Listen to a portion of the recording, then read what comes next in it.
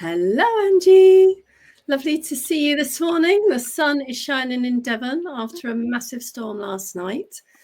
I'm really happy to introduce you as an expert into my group. So without further ado, can you introduce yourself, tell us what it is you do and how you'll be able to help the ladies within the group?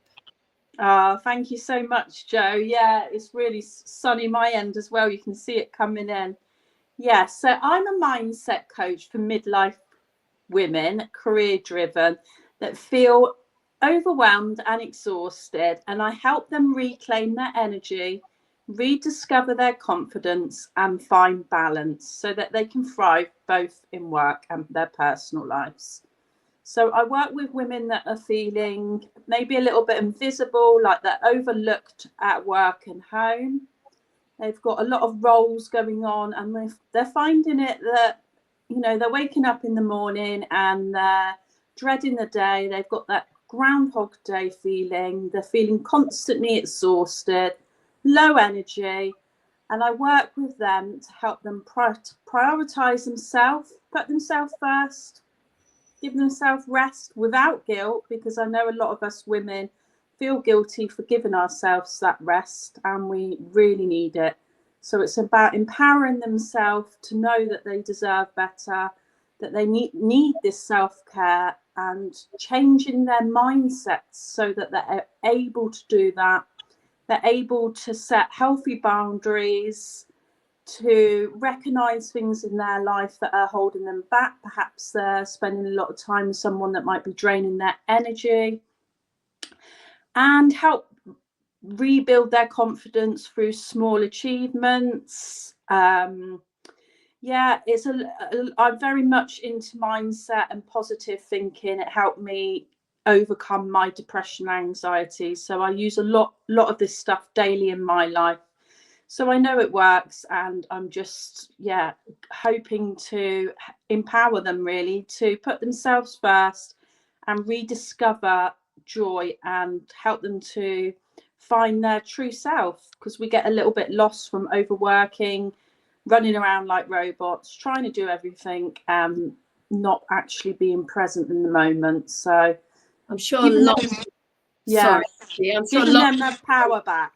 Yeah, brilliant. I'm sure lots of ladies will resonate with all those things you just described. It's a time of our life where we do feel like, we're just, like you said, on the hamster wheel, ticking over, keeping everyone else happy, and really not thinking about ourselves.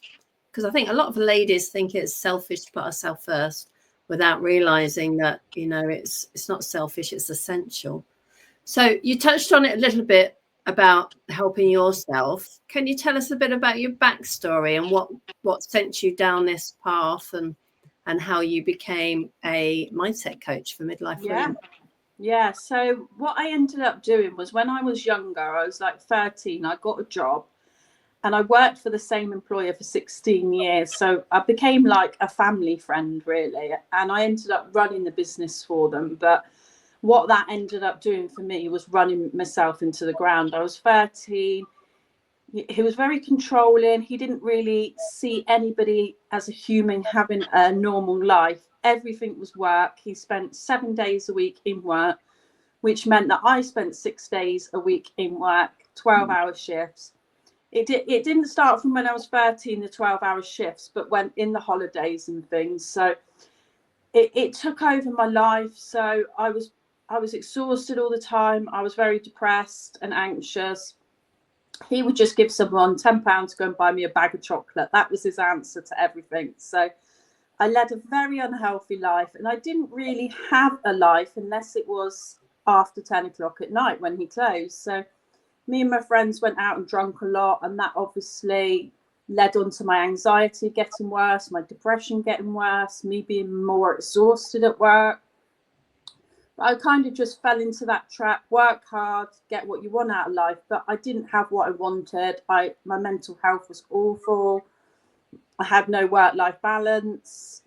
My coping mechanisms was drinking alcohol, which later on in life I realized that I didn't know how to deal with problems without alcohol. So that caused me a lot of problems. And yeah, so I experienced anxiety and depression for 25 years, and without changing my mindset to positive thinking and going through CBD and CBT and all these things, I wasn't able to manage my life successfully and have those healthy boundaries. I didn't know who I was. I didn't know what brought me joy. I didn't know how to manage my life successfully without working myself into the ground. People used to say to me, "Oh, you work really hard. You know, you're such a hard worker." And I used to take that validation as being really good. But now I realise that that isn't good, because you know I was suffering everywhere else apart from the fact of having a long-term job. And ever since I left that job, I've kind of had the same patterns in jobs that I've gone. They'll ask me to work more, and I'll put their needs before my own. So I didn't have a lot of self-love. I didn't have a lot of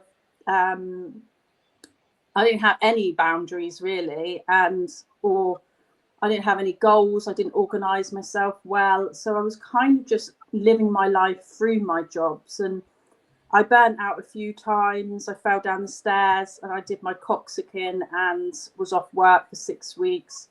I was told by the psychic that it was because I needed to rest. And I said, why couldn't they have told me another way? And they was like, they were trying. So I kept avoiding. I just saw life as work really. And it just impacted me so much. The last time I did it, I was just really irritable at home. I was getting home and I was crying and I was going straight to bed.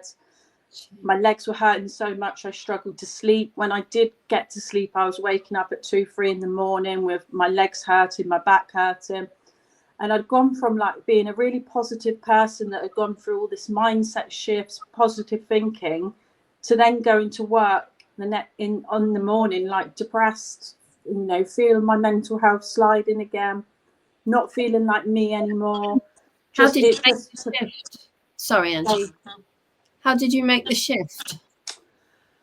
Well, I was just so exhausted, and it was like I was watching myself from the outside. I was irritable, and then afterwards I'd be crying because I knew I was being horrible to the people in my family, but then I'd be like, I know it's not me. So I just decided that it was time to go back to all the stuff I'd learned and put it back into my life. So I left the job, and then I just booked myself in for a couple of massages because I just physically wasn't capable of doing it anymore.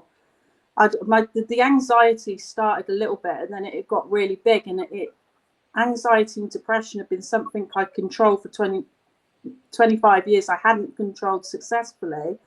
So the last time I burnt out, I realized that I'm going so far back. So I just started implementing things like putting back in boundaries and putting my hours down at work, and just trying to give myself the sleep when I needed, and all the things that I knew how to do, but I kind of just let them go. So when I was able to get through it again and realize that, you know, I do deserve better. I can't, you know, I don't want to lose my family and, you know, have that work-life balance. It just wasn't working. On my day off, I'd just be at home crying all day. It was awful. So I kind of I had all the materials, but I just wasn't using them anymore. And then I realized it was time that I needed to. I just didn't even know what made me happy anymore. Like I wasn't doing anything for myself, so you had to hit rock bottom before you forced yourself to help yourself. It sounds like 100%. It was like I didn't have any self-love growing up, and I got validation of everyone else. I had unhealthy relationships, so I was kind of used to chaos. But now, like, I've healed myself. Like, all I want is calm. I just want to go for a walk in nature. I still get really overwhelmed by stuff. If I look in my diary and I see that I've got lots to do, but I know that because I can give myself breaks in between, like my head can be just going round and round and round, really hurting, and then I'm like, right, stop, turn the laptop off, and I'll go for that walk for 20 minutes, and I know it's gone. Like now I know how to control it. Whereas before I was letting it, I was just pushing through. So it'd be great if you can help ladies in the group, either who have already hit rock bottom or before they get that far, you know. So I think you're going to be really useful expert in my group. I really do. I think so many ladies will resonate with everything that you've said, sadly, but I think that's, you know, the truth of the matter. So I'm really happy to have you on board. Can you hear me all right? I think it's yeah, I can hear you all right. Okay. Yeah. My voice repeating afterwards.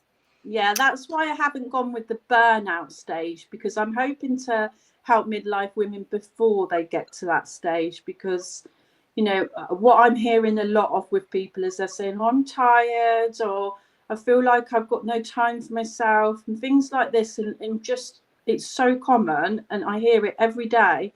And that actually people just say, oh, I'll be all right tomorrow. This is what I hear all the time. And I just want to make people aware that, you know, it's just going to be the same until you start looking after yourself. And then when all those hormone fluctuations going on at this time, it's like a double whammy, isn't it? It just makes everything seem so much harder. Well, I think, well, like I said earlier about me working 12-hour shifts and that, I've tried to do it now, and I can't do it anymore. I think, you know, as we get older, we have to start being kinder to ourselves, because we're not designed to be robots and rush around and have a million of different tabs open like a computer screen. We're supposed to, you know, like I try and do one thing at a time now. And even my family, they laugh now. They're like, I noticed that you can't do two things at a time. And I said, no, because I can't give my full attention to two things. So what I do is I get stressed because I'm trying to do two things. So if my daughter comes in the room, I'll turn my phone over, because I'll know I want to go on it, and then I won't be listening to her. But it's actually to stop me getting overwhelmed, because whereas we think growing up that we've got to multitask and we've got to do all these things, and that makes us clever because we can do these things, now I've realized the power is just doing one thing, but doing it properly and giving your focus to that. Because if you try and do too many things at once, that's when you start to become overwhelmed, because your brain is not designed to do it like that. And celebrate the small wins, you know, when you've ticked that box of that one thing, celebrate the fact that that's ticked off, you know, and it just makes you feel accomplished then, doesn't it? I've learned that myself. Yeah, 100%. I've got several diaries, but I write down the 3 most important things that I need to do. Otherwise, I'll wake up and I'll be like, oh, I've got all this to do, and I'll get overwhelmed. So I just concentrate on 3 things, and then I tick it off, and it's so rewarding. I've even like made all my diary all pretty and stuff, so it makes me feel good. That's good. That's a great tip. Well, thank you so much for your time, Angie, and I look forward to learning more about you and getting to know you more in the group. Lovely, Jo. Thank you for having me. Thank you. Enjoy the rest of your day. I hope the sun stays shiny. Bye. Bye.